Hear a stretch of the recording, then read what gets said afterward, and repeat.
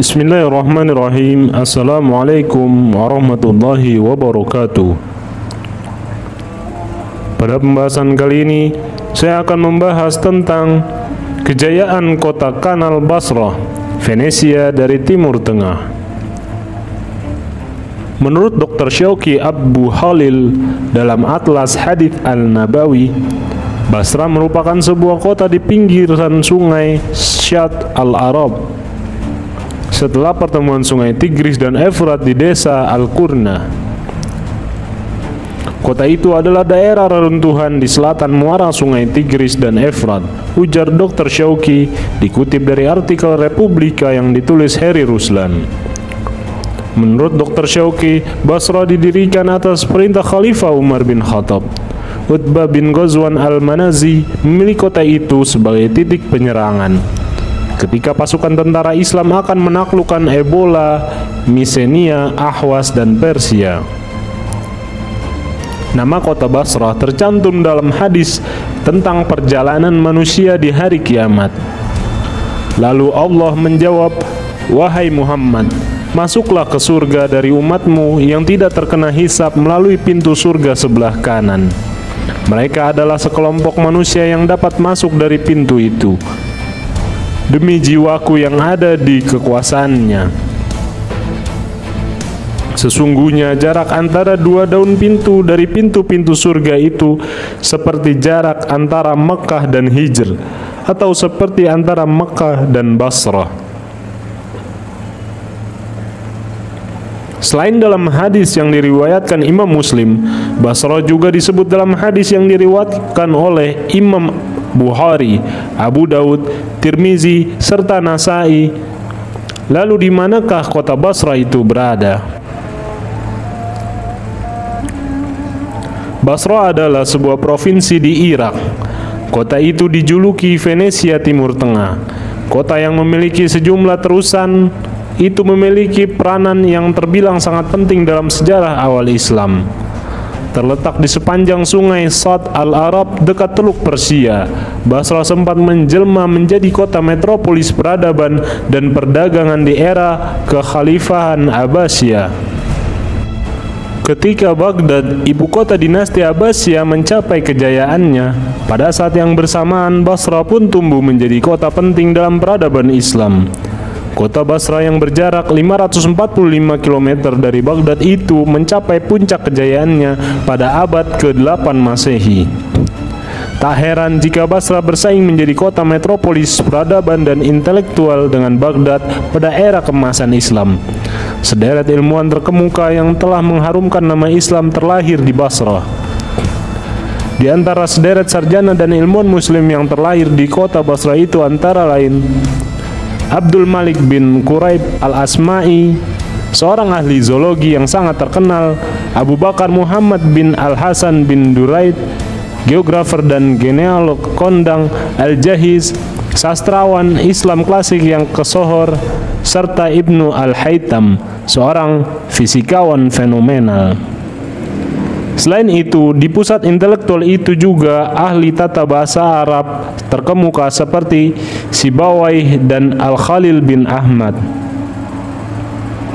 Beberapa ahli sejarah terkemuka pun ternyata terlahir di kota itu seperti Abu Amr bin Al-A'la, Abu Baidah Al-Asma'i, serta Abu Al-Hasan Al-Madani.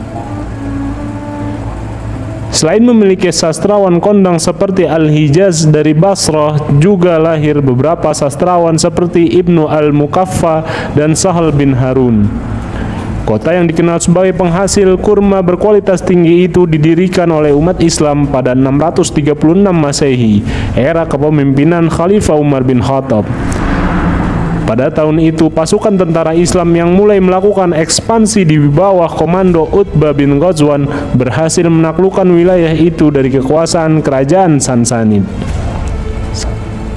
Di daerah yang awalnya bernama Festabat Ardasir itu, pasukan Islam berkemah.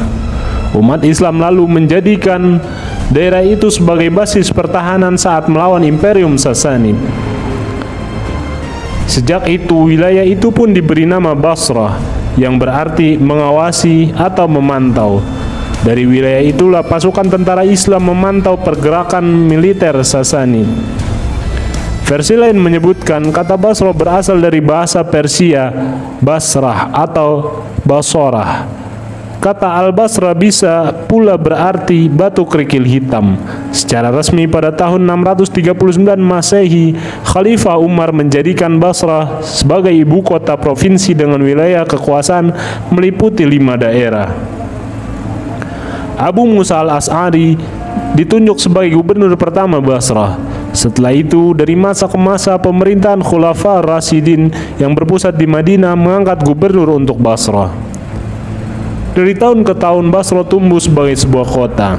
Pada tahun 771 Masehi, Zaid bin Abi Sufyan mulai mengembangkan Basrah menjadi kota yang besar. Kota itu pun dengan cepat berkembang menjadi sebuah metropolis dunia yang terkemuka pada abad ke-8 Masehi. Pada abad itulah Basrah mencapai puncak kejayaannya. Jumlah penduduknya pun mencapai 200.000 hingga 600.000 jiwa. Selain menjadi pusat perkembangan ilmu pengetahuan, Basrah juga telah berkembang menjadi salah satu metropolis besar dan pusat perdagangan yang kesohor. Salah satu sumber mata pencarian rakyat Basrah adalah pertanian. Kota yang memiliki 7 pelabuhan besar itu menjadi tempat persinggahan para saudagar yang menarik bagi para saudagar dari berbagai belahan dunia. Pelabuhan Basrah bisa disinggahi kapal-kapal besar. Pada saat itu pula Basrah menjadi kota industri yang sangat kuat. Sejak dahulu kala, kota tersebut sangat terkenal dengan saluran atau kanal airnya. Menurut Ibnu Hawqal, pada abad ke-10 Masehi, jumlah kanal yang ada di kota itu mencapai 100.000. Sebanyak 20.000 diantaranya bisa dilalui kapal. Nahar Ma'qil merupakan saluran utama yang menghubungkan Basrah ke Baghdad.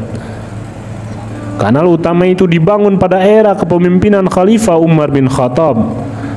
Adalah Ma'qil bin Yasar, seorang sahabat Rasulullah SAW yang memimpin pembangunan kanal itu. Selain itu, kanal utama lainnya di kota itu adalah Kanal Ubullah yang menghubungkan Basrah ke arah tenggara. Itulah mengapa Basrah kerap dijuluki Fenisia Timur Tengah. Fenisia adalah salah satu provinsi di Italia yang memiliki ribuan kanal. Sayangnya, era keemasan Basrah sebagai kota intelektual dan perdagangan tak bertahan lama.